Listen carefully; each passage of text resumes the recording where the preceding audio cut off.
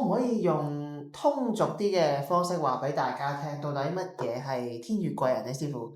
嗱，咁我哋可以將天月貴人想像為一種係好高級別嘅吉祥能量啦。咁傳說咧，佢咧係天上邊星宿帶俾我哋嘅神煞嚟嘅，係至吉嘅神嚟嘅。咁如果一個人嘅八字入邊咧係有天月貴人咧，就好似生活之中拎到一張 VIP 通行證。即係譬如我一遇到困難啦，就即刻會有一個無形嘅力量去幫我解決咗呢個困難咁。佢帶俾我哋嘅咧係一種逢凶化吉、遇難呈祥。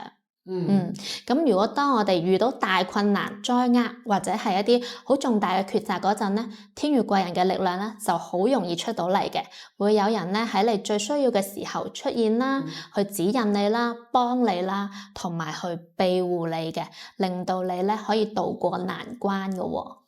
咁所以其實佢唔係一個特定嘅人物啦，聽你咁樣講。係啊啦，即係有啲人咧，佢可能呢件事本身係對佢有害嘅，係啦，再發展落去咧就好難過呢個關嘅。咁但係突然咧就會有一種力量，